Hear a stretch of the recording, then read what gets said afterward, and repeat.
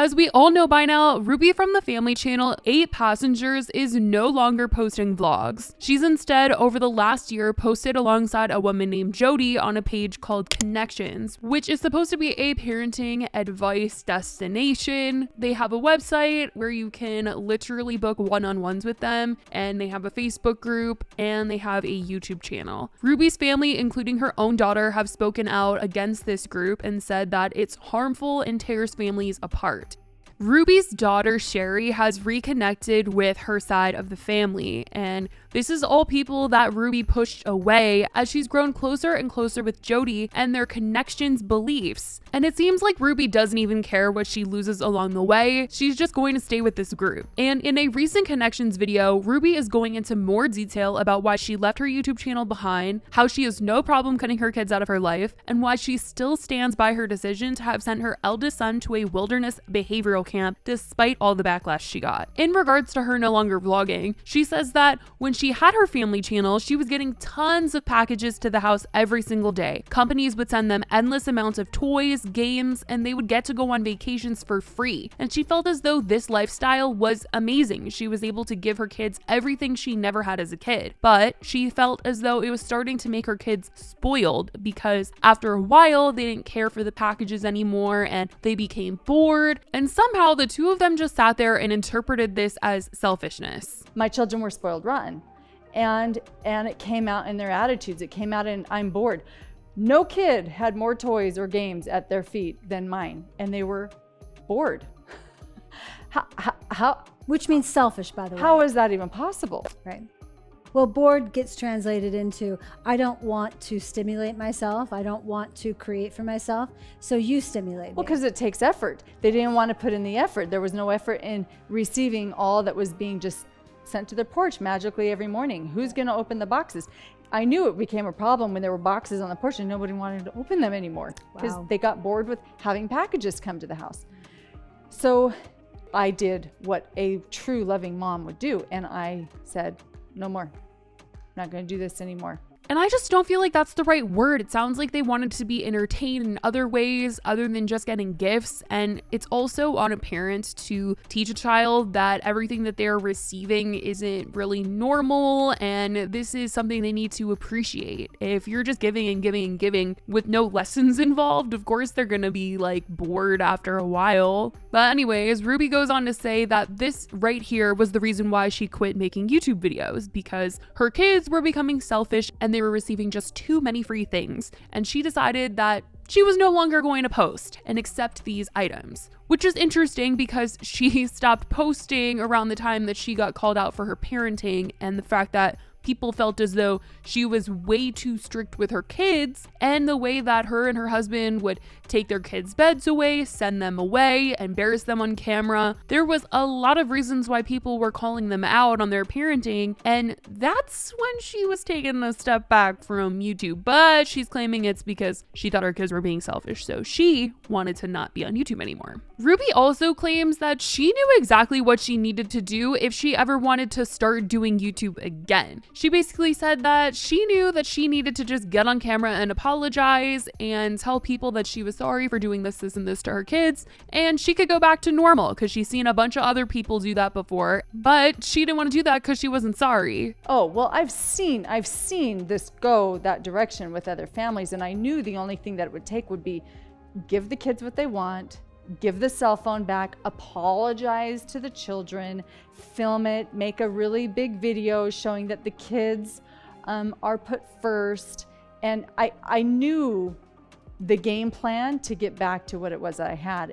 Which is called distortion, by the way. All that manipulation would be called distortion. It would be control, it would be manipulation, it would be deception, it would be because I wanted something, I wanted to get back what I've had. I've watched many people do this, and I knew what it would take. Jody then goes on to say that there were people in Ruby's life that were trying to get her to address the online drama, to apologize, make things right, change her ways, and she could just keep posting again, and she could just go back to being an influencer online and not being her job. And I feel like Jody was referring to the fact that Ruby's sisters were probably telling her that she should get on camera and address things and apologize and make all this hate go away because there was a lot of people coming for her. But Ruby Ruby was not sorry, not at all. And there were people, and I would say people who were close to you, that were inviting you very strongly to go into that deception, to deceive all of you and say, we're sorry, so that you could, is that true? Yeah, absolutely. It was a real shocker that I didn't go that direction. It was a real shocker that I didn't apologize to the masses. And I thought, well, there's nothing to apologize for. Apologize for loving my child, apologize for holding my child accountable.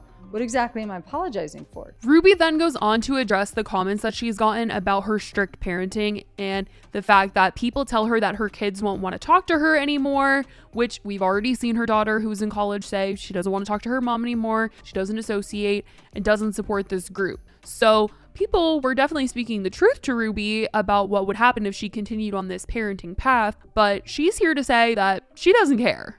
So Jody and I have each shared an example from our own lives of what real love looks like, which isn't what the world thinks is love. They'd push back and say, whoa, that's mean. You're not going to be loved. Your children are going to kick you out of their lives. So when people say, well, if you do that, then your child's not going to trust you. If you do that, then your child's not going to love you.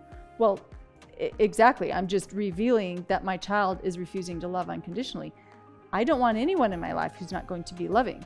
So if my child will only love me if I give them what they want, then that's not really love. So this takes a very strong soul, because most of us are not even willing to consider not having our children in our lives. And I hope that you'll reconsider. Basically telling people to cut off their kids if they're upset with how you're treating them. Respect goes both ways between parent and child, and what they're saying sounds so backwards to me. Ruby is defending her harsh parenting by saying this is me loving my child by teaching them truth, and sometimes that's harsh.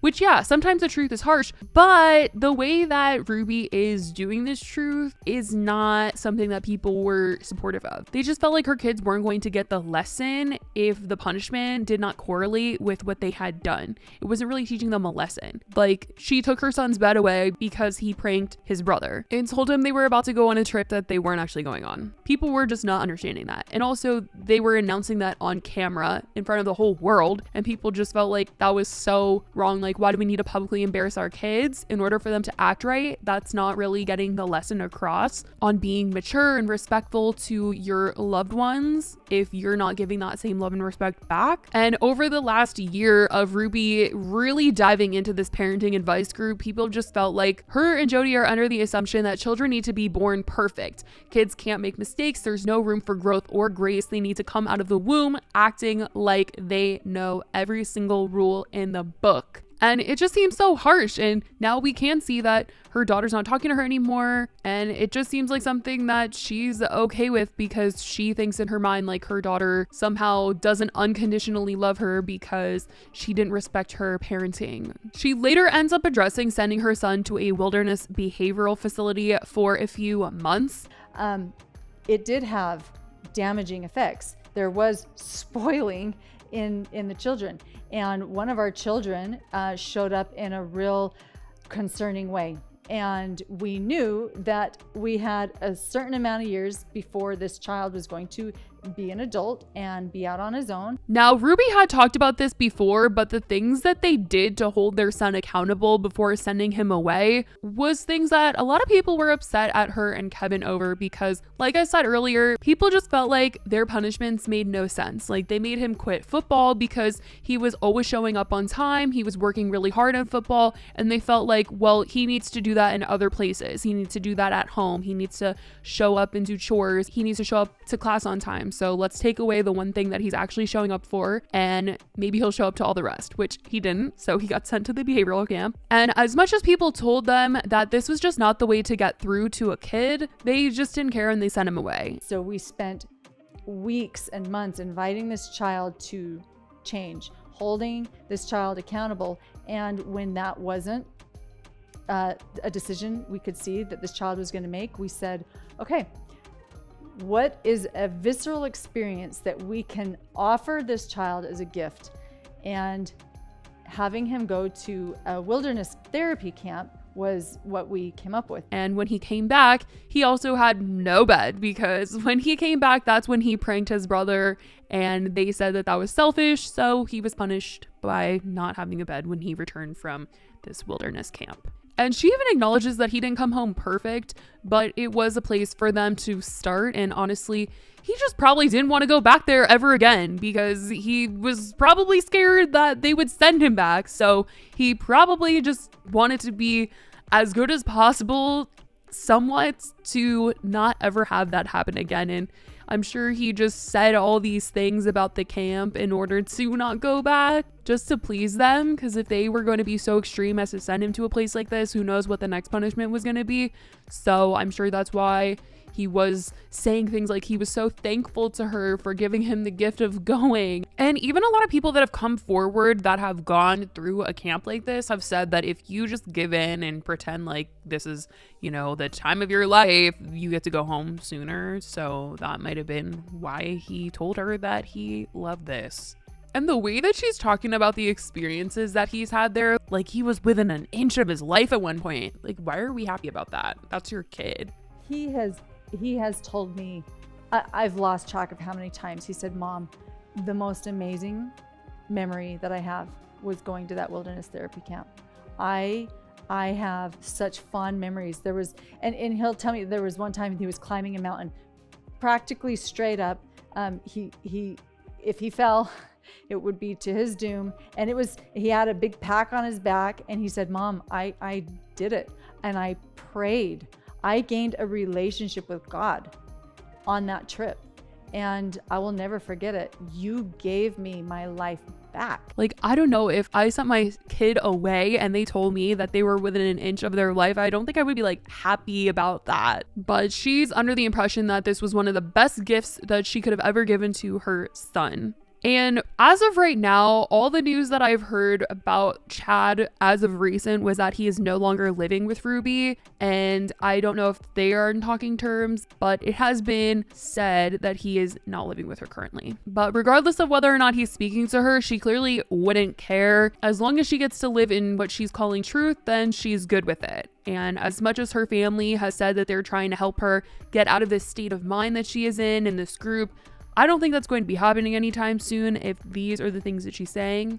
But as of right now, that's what's been going on with Ruby. That's what she's had to say in regards to the things that she's been called out over. Let me know what you guys think about all this. It is a lot. I love you guys so much, and I'll talk to you in the next video. Bye, guys.